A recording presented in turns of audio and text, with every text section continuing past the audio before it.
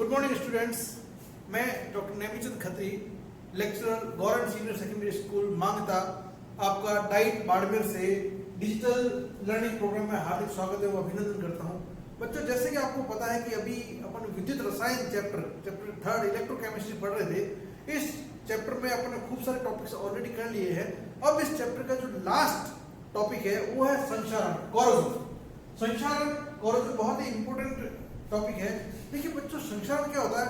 यह किसी भी मेटल का उसकी सरफेस से खराब होना संक्षारण कहलाता है। तो अपन कहते हैं कि अगर इसकी डेफिनेशन की ओर जाएं, सो इट इज डिस्ट्रक्शन और डिटेरियोरेशन ऑफ मेटल्स और alloys from its surface due to unwanted और अनइंटेंशनल केमिकल और इलेक्ट्रोकेमिकल रिएक्शन।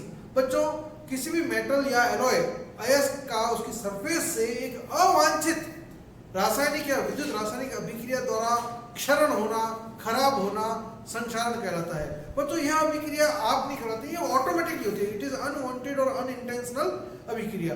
अब इसके एग्जांपल्स में अगर अपन देखें तो बच्चों, सबसे महत्वपूर्ण एग्जांपल इसका है लोहे के ऊपर जंग लगना, रस्टिंग ऑफ आयरन। इस रस्टिंग ऑफ आयरन से प्रतिवर्ष करोड़ों रुपए का नुकसान होता है तथा जितना भी आयरन प्रोड्यूस होता है उसका maximum nearly 80% part per year संक्षारण कोरोजन की वजह से या रस्टिंग की वजह से खराब हो जाता है।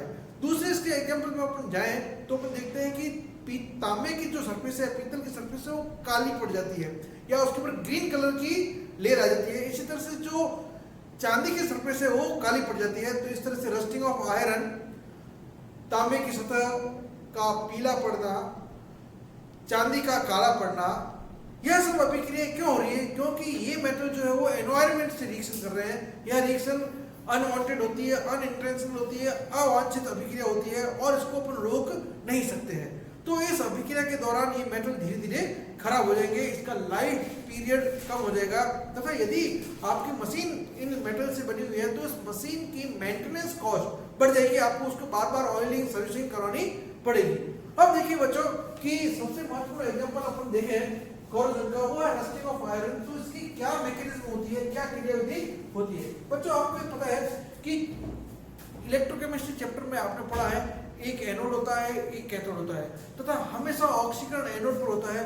तो अगर आपसे क्वेश्चन पूछे कि दो मेटल कांटेक्ट में है, दो इस तरह से डिजाइन बनी हुई है जिसमें एक पार्ट एनोड बन रहा है, एक पार्ट कैथोड बन रहा है, तो कौन सा पार्ट खराब होगा? तो बच्चों, हमेशा ध्यान रखेंगे आप कि जो भी पार्ट एनोड बनेगा उसका ऑक्सीकरण होगा तथा वही खराब होता है। तो देखिए बच्चों, लोहे पर जंग लगने की क्रियाविधि का अगर आप अध्ययन देखें तो इसमें देखते हैं कि जैसे मेटल की एक शीट ले ली, इस शीट के ऊपर कहीं से भी डस्ट पार्टिकल आ गया या कहीं पर सपोज इसके ऊपर कोटिंग की हुई है और कहीं से स्क्रैच बन गया है ना, किसी कोटिंग के ऊपर मेटल, आयरन मेटल जो है इसके ऊपर कोटिंग आपने कर लिया, पेंट कर लिया है, इस पेंट के ऊपर कहीं से स्क्रैच बन गया या फिर लोहे की सतह है, इसके ऊपर कहीं भी डस्ट पार्टिकल पड़ी है या ड्रॉप, वाटर ड्रॉप पड़ी है, तो उस वाटर ड्रॉप या डस्ट पार्टिकल के ठीक नीचे का जो पार्ट होगा वो पार्ट, ये देखिए सपोज ये मेटल सरफेस के ऊपर वाटर ड्रॉप या डस्ट पार्टिकल पड़ा है, तो इसके नीचे वाला जो पार्ट है, ये वाला जस्ट इसके नीचे वाला पार्ट है, इस पार्ट के ऊपर ऑक्सीजन प्रॉपर नहीं पहुंचेगी, अतः यह पार्ट एनोड बना देगा तथा रिमेनिंग खुला पार्ट जो है, रिमेनिंग खुला पार्ट है, इसके ऊपर प्रॉपर ऑक्सीजन पहुंच रही है, यह पार्ट कैथोड बना देगा। तो बच्चों, एनोड के ऊपर हमेशा ऑक्सीजन होगा। तो देखिए ये वाला पार्ट जिसने एनोड बनाया था, छोटा सा स्केच बना हुआ है, ये पार्ट जिसने एनोड बनाया था, इस पार्ट के ऊपर आयरन का ऑक्सीजन होगा तो क्या रिएक्शन होगी? Fe2 give Fe+2 and 2 electron. इस तरह से यह आयरन के जो एटम है वो Fe+2 आयन में कन्वर्ट हो जाएंगे और 2 इलेक्ट्रॉन्स रिलीज हो जाएंगे। ये 2 इलेक्ट्रॉन एनोड से कैथोड की ओर मूव करेंगे तथा रिमेनिंग एक्सपोज्ड एरिया जो डायरेक्टली वातावरण के संपर्क में है और वाटर ड्रॉप और डस्ट पार्टिकल्स नहीं है, अर्थात खुला जो पार्ट है वह पार्ट यहाँ पर प्रॉपर ऑक्सीजन पहुंच रही है, अतः यह पार्ट प्रॉपर ऑक्सीजन पहुंचने का कैथोड का निर्माण करेगा तथा इस पार्ट के ऊपर अपचयन अभिक्रिया होगी। बच्चों, अपचयन अभिक्रिया कैसे होगी? जैसे ऑक्सीजन गैस प्लस मॉइस्चर, वातावरण में जो नमी है वह प्लस ये इलेक्ट्रॉन ले लेंगे तो क्या बन जाएंगे? Hydroxide ion. तो देखिए एनोड के ऊपर बच्चों क्या बन रहा है? Fe+2 आयन, कैथोड के ऊपर क्या बन रहा है? Hydroxide ion. यह Fe+2 आयन तथा हाइड्रोक्साइड आयन आपस में जुड़कर फेरस हाइड्रोक्साइड बना देंगे। इस फेरस हाइड्रोक्साइड का आगे और ऑक्सीजन हो जाएगा, वह फेरिक हाइड्रोक्साइड में कन्वर्ट हो जाएगा तथा फाइनल प्रोडक्ट जो है आपका वो रस्ट बन जाएगी। इस रस्ट का फॉर्मूला होता है Fe2O3.XH2O। है ना, तो ये रस्ट बन जाएगी, जंग लग जाएगा, आपकी मेटेलिक सरफेस धीरे धीरे खराब होना प्रारंभ हो जाएगी। बच्चों अपन देखते हैं कि इस रिएक्शन को इस तौर से भी देख सकते हैं, इसकी दूसरी रिएक्शन लिख सकते हैं, जैसे आपने लिखा है एनोड पर ऑक्सीजन अभिक्रिया होगी, Fe2 Fe+2 ion and electron release हो जाएंगे, या इलेक्ट्रॉन एनोड से कैथोड की ओर मूव करेंगे, तो कैथोड के ऊपर अपचयन रिएक्शन होगी। इस अपचयन रिएक्शन को अपन इस तरह से लिख सकते हैं जैसे ऑक्सीजन प्लस H बच्चों ये H कहां से मिले, वातावरण में नमी है, H2 है, कार्बन डाइऑक्साइड गैस है, तो H2O प्लस CO2 जब जुड़ेंगे तो बन जाएगा कार्बोनिक एसिड H2CO3, या कार्बोनिक एसिड जब ब्रेक होगा तो आपको H मिल जाएंगे, यह H कार्बोनिक एसिड से मिल जाएंगे, प्लस अपचयन अभिक्रिया तो बन जाएगा 2H2O। क्लियर? यदि आपको ओवरऑल अभिक्रिया लिखनी है तो देखिए क्या होगा, Fe2Fe plus O2 plus 4H, ये 4 इलेक्ट्रॉन से 4 इलेक्ट्रॉन कैंसिल आउट हो जाएंगे to give 2Fe+2 ferrous ion plus 2H2। इस फेरस आयन का आगे ऑक्सीजन हो जाएगा और फेरिक आयन बन जाएंगे, यह फेरिक आयन फाइनली रस्ट में कन्वर्ट हो जाएंगे Fe2O3.XH2।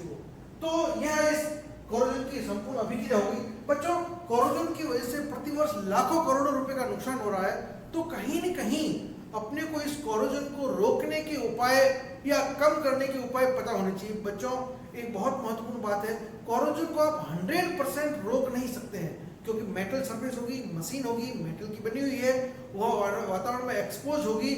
जब वातावरण में एक्सपोज होगी तो उसकी वातावरण से रिएक्शन जरूर होगी, इस रिएक्शन की वजह से वो धीरे धीरे मेटल खराब हो जाएगा। परंतु यदि आप कोरोजन को रोक नहीं सकते हैं, परंतु कुछ ऐसे उपाय भी कर सकते हैं, आपको करने भी चाहिए, खोजने चाहिए, जिससे यह कोरोजन धीरे धीरे कम हो जाए। तो बच्चों अब अपन इसके रोकथाम के कुछ उपाय करते हैं ताकि कोरोजन को कम किया जा सकता है। सबसे पहले है मेटलिक कोटिंग। एक मेटल के ऊपर दूसरे मेटल की कोटिंग कर दीजिए, लेयर बना दीजिए, एक मेटल के ऊपर दूसरे मेटल की लेयर बना दीजिए, इसको बोलते हैं मेटलिक कोटिंग। तो कोटिंग द्वारा आप इसको बचा सकते हैं। नेक्स्ट इसका है पेंट। मींस आपको पता है कि जब भी आप लोहे का कोई सामान, खिड़की है या टेबल है लाते हैं तो उसके ऊपर एक रेड ऑक्साइड का पेंट कर देते हैं, या और भी कोई पेंट कर देते हैं, उसकी ऑयलिंग कर देते हैं। तो इस तरह से क्या होगा, पेंट करने से जो मेटल, सपोज ये आयरन है, इसके ऊपर आपने पेंट कर दिया, तो पेंट करने से जो आपका आयरन है उसका वातावरण से डायरेक्ट कांटेक्ट खत्म हो गया है या कम हो गया है, जिससे इसका कोरोजन रुक जाएगा। अब कोरोजन को कंट्रोल करने की सबसे जो महत्वपूर्ण विधि है वो है गैल्वेनाइजिंग और टिनिंग। बच्चों ये बहुत ही महत्वपूर्ण सवाल है, गैल्वेनाइजिंग और टिनिंग, इन दोनों में क्या फर्क है? बच्चों गैल्वेनाइजिंग में सपोज ये आयरन है, इस आयरन को आपको कोरोजन से बचाना है, संक्षारण से बचाना है। तो गैल्वेनाइजिंग में इस आयरन के ऊपर जिंक की कोटिंग कर देते हैं, जिंक मेटल की कोटिंग कर देते हैं, जबकि टिनिंग में इस आयरन को बचाने के लिए इसके ऊपर टिन मेटल की कोटिंग कर देते हैं। तो गैल्वेनाइजिंग में आयरन के ऊपर जिंक की कोटिंग की जाती है, जबकि टिनिंग में आयरन के ऊपर टिन मेटल की कोटिंग की जाती है। अब बच्चों देखते हैं इन दोनों में बेसिक डिफरेंस क्या है। देखिए आयरन, आपने इलेक्ट्रोकेमिस्ट्री चैप्टर में इलेक्ट्रोकेमिकल सीरीज पढ़ी होगी, उस इलेक्ट्रोकेमिकल सीरीज में आयरन का जो पोटेंशियल है, इलेक्ट्रोड पोटेंशियल है, वो है -0.44 वोल्ट, जबकि जिंक का जो है वो है -0.76 वोल्ट। अर्थात उस इलेक्ट्रोकेमिकल सीरीज में आपने देखा था कि आयरन से ऊपर है जिंक, है ना, जिंक ऊपर है, आयरन नीचे है, क्योंकि जिंक का इलेक्ट्रोड पोटेंशियल -0.76 है, तो आयरन का इलेक्ट्रोड पोटेंशियल -0.44 वोल्ट है। तो बच्चों मेरे को बताओ कि जिंक और आयरन में ज्यादा एक्टिव कौन है, ज्यादा रिएक्टिव कौन है? Obviously zinc.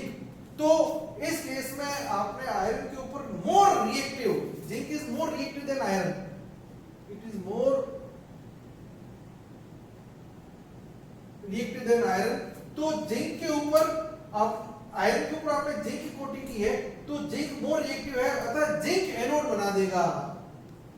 इस केस में जिंक क्या बनेगा? एनोड, और आपका आयरन क्या बनेगा? कैथोड।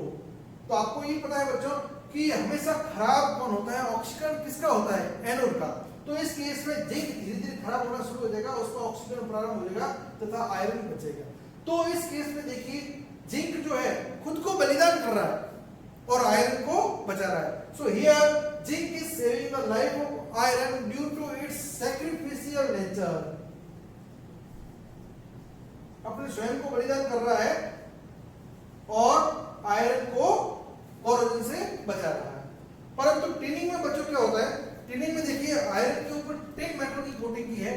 टिन मेटल जो है वो आयरन की तुलना में लेस रिएक्टिव है, इट इज लेस रिएक्टिव।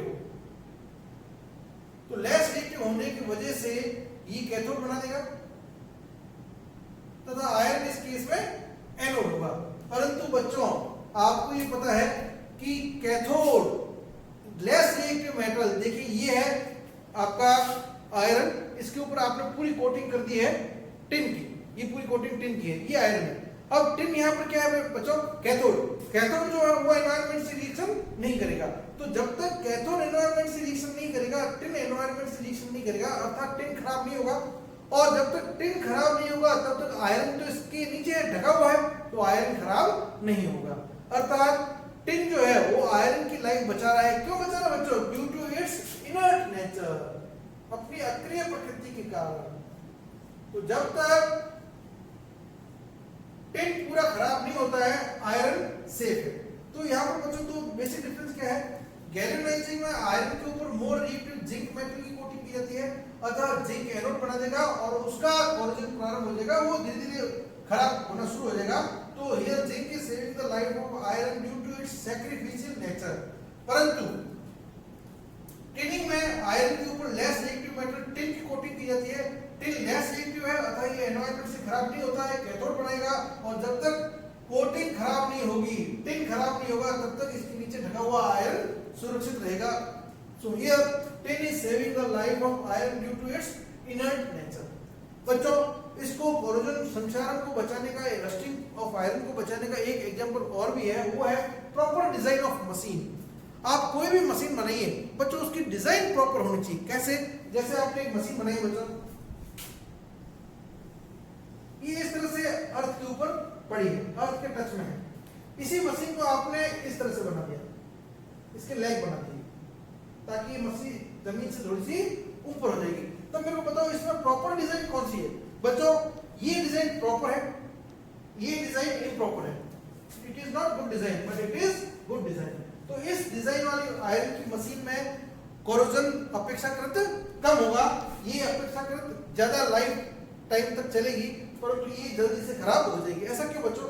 देखिए इस केस में जो नीचे वाला पार्ट है ये डायरेक्टली अर्थ के टच में है, अतः यहाँ पर प्रॉपर ऑक्सीजन नहीं पहुंच पा रही है। अतः जब प्रॉपर ऑक्सीजन नहीं पहुंच पा रही है, परंतु यहाँ पर खुले पार्ट में प्रॉपर ऑक्सीजन पहुंच रही है, तो जहां पर प्रॉपर ऑक्सीजन पहुंचेगी वो पार्ट बन जाएगा कैथोड, और इस पार्ट के ऊपर प्रॉपर ऑक्सीजन नहीं पहुंच रही है क्योंकि डायरेक्टली जमीन के टच में है, ये बन जाएगा एनोड। जैसे ही बच्चों एनोड कैथोड का निर्माण हो जाएगा, कोरोजन प्रारंभ हो जाएगा। परंतु इस मशीन में देखिए इस लेग की वजह से सब जगह प्रॉपर ऑक्सीजन की सप्लाई हो रही है। प्रॉपर ऑक्सीजन की सप्लाई होने से यहाँ पर एनोड और कैथोड का निर्माण नहीं होगा। इसी तरह से बच्चों को बताते हैं कि जब भी आप घर में कोई डिब्बाबंद सामग्री लाते हैं तो उस केस में उस डिब्बे को वॉश करने के बाद में उसको अच्छी तरह से ड्राई करिए, क्योंकि अगर कहीं भी कॉर्नर में मॉइस्चर बच जाती है तो मॉइस्चर बचने की वजह से उस मॉइस्चर के नीचे वाले पार्ट के ऊपर मेटल का वो पार्ट जो मॉइस्चर के नीचे है वहां पर प्रॉपर ऑक्सीजन नहीं पहुंच पाएगी। जब प्रॉपर ऑक्सीजन नहीं पहुंच पाएगी तो वो वाला पार्ट जो मॉइस्चर के नीचे है वो पार्ट क्या बन जाएगा? कैथोड। रिमेनिंग पार्ट खुला पार्ट बन जाएगा एनोड। जैसे ही एनोड कैथोड निर्माण हो जाएगा, इलेक्ट्रोकेमिकल विद्युत रासायनिक अभिक्रिया प्रारंभ हो जाएगी तथा संसारण प्रारंभ हो जाएगा। बच्चों एक डिजाइन अपन और देखते हैं। आपके पास सपोज मशीन की दो डिजाइन है, एक इस तरह की डिजाइन है और एक इस तरह की साफ डिजाइन है। ये स्मूथ डिजाइन है, ये साफ डिजाइन है। बच्चों कौन सी प्रॉपर डिजाइन है, अर्थात किस डिजाइन में कोरोजन संक्षारण नहीं होगा? तो बच्चों ये एक अच्छी डिजाइन है, इसमें कोरोजन कम होगा, परंतु ये एक पुअर डिजाइन है, इसमें कोरोजन ज्यादा होगा। ऐसा क्यों बच्चों? देखिए ये जहां पर शार्प कॉर्नर है, यहाँ कॉर्नर दिख रहा है, इस कॉर्नर के ऊपर ऑक्सीजन की सप्लाई प्रॉपर नहीं हो पाएगी, अथवा कॉर्नर वाला जो पार्ट है वो एनोड बन जाएगा, रिमेनिंग खुला पार्ट कैथोड बन जाएगा, और जैसे एनोड कैथोड बन जाएगा इसका कोरोजन स्टार्ट हो जाएगा। अतः कभी भी आप देखेंगे कोई भी मेटल खराब हो रहा है तो हमेशा जॉइंट्स के ऊपर, कॉर्नर के ऊपर से ही खराब होना प्रारंभ होता है, फिर धीरे धीरे ये रस्टिंग पूरे सरफेस में फैल जाती है। परंतु ये डिजाइन स्मूथ डिजाइन है, सब जगह ऑक्सीजन की प्रॉपर सप्लाई हो रही है, अतः यहाँ पर कोरोजन नहीं होगा। तो बच्चों कोरोजन को रोकना बहुत जरूरी है, क्योंकि प्रतिवर्ष करोड़ों रुपए का नुकसान हो रहा है। आपने जो मशीन खरीदी है उसका लाइफ टाइम कम हो गया है, उसका मेंटेनेंस कॉस्ट बढ़ गया है, उसकी एफिशिएंसी कम हो जाती है। इन सबसे बचने के लिए इसको रोकने के उपाय बहुत ही जरूरी है। बच्चों, अगेन आप लोगों से निवेदन है कि इस कोरोना महामारी के दौरान ऑनलाइन स्टडी ही एकमात्र जरिया बचता है। अतः आप रेगुलर ऑनलाइन स्टडी देखिए, सारे वीडियोस देखिए और उसको पढ़िए। अब आपको फ्री टेक्स्ट बुक, निःशुल्क पाठ्य पुस्तक भी वितरित की जा चुकी है। तो जो जो चैप्टर ऑनलाइन में पढ़ाए जा रहे हैं उनके वीडियो को देखिए तथा उन्हीं चैप्टर्स को आप निःशुल्क पाठ्य पुस्तक से पढ़िए और उसके सारे क्वेश्चन अभ्यास प्रश्न करने की कोशिश करिए। Thank you very much.